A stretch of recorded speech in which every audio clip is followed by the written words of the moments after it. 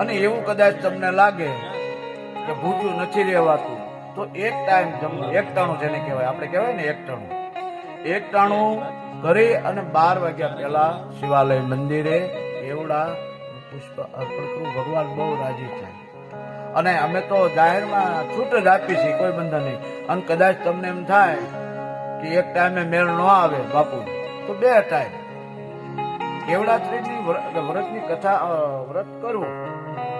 અને કદાચ તમને એમ લાગે 2 ટાઈમે મેળ ન આવે તો પછી મારો ધ્યેય એમ છે કેવડાત્રીને દિવસે પુષ્પ લઈને પોગો તમે ત્યાં, ભલે 3 ટાઈમ. આપણા વ્રત, આપણા એકટાણા એ હવે ગયા બધા. પેલા તો કેવા વડીલો એકટાણા કરતા, 35 વર્ષ એકટાણા કરેલા, એવા આત્માના મેં દર્શન કરેલા બાપુ. અત્યારે આપણે વ્રત કરી એકટાણું. હા, અને તમારે જો જયારે ઉપવાસ કરે ને તેની એને તો બોલાવાય જ નહીં આપણે, કારણ કે ભૂખ્યો માણસ ક્રોધ બહુ કરે બાપુ, એનામાં અડ્યું ન થાય. અને અત્યારના એકટાણા ને અત્યારના ઉપવાસ, હા, કોઈ કવિએ બહુ સારું કીધું છે બાપુ, સાંભળાવો જો, સાંભળજો. સવારે ઉઠીને કઢેલ દૂધ પીધું, આ ઉપવાસ હોય ત્યારની વાત છો, એક તાણે પી જાય તાજી. એ ભાઈ નાખાય અલસીના દાણા, હા રામદેવ, હા કહે કે અમે કરીએ છીએ એકટાણા. આવું હાલી હોય ત્યારે 10 વાગે ભૂખ લાગી તો છે કાણા સિંગદાણા, 500 ગ્રામ. કહે કે અમે કરીએ છીએ એકટાણા. બપોરે 12 સજણ્યા, એ માથે દાળ ભાતના ખાણા, એક તાણા 10-15 રોટલી, એક થાળી દાળ ભાત. કહે અમે કરીએ છીએ એકટાણા.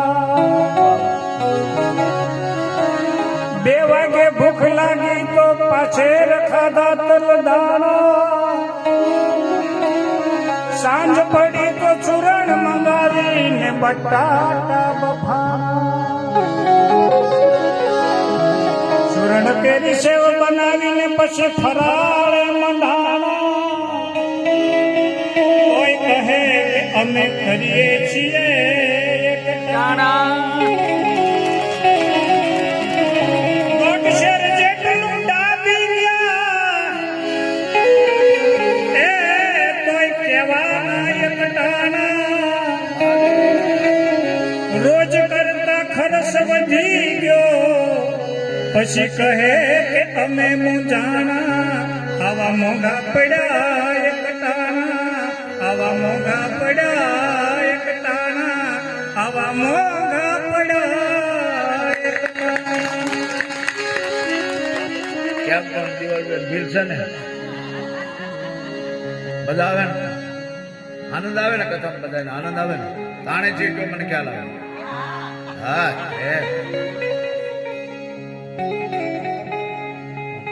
અમારે કહેતા કે બાપુ આ લોકોનો પ્રોગ્રામ રાખવો છે, પણ હવે આ બાપુની એની તારીખ ખાલી હોય, રાતના પ્રોગ્રામ લીધા હોય,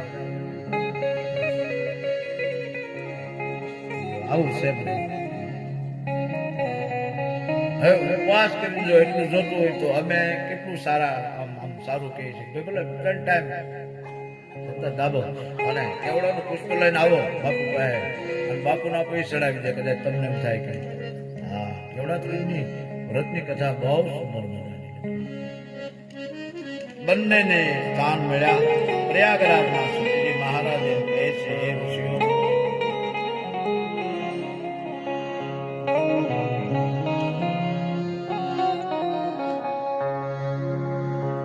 અંતે કેવડાને 12 મહિનાની અંદર એક દિવસ ભાદરવા સુદ દિવસે ભગવાનને અર્પણ કર્યું.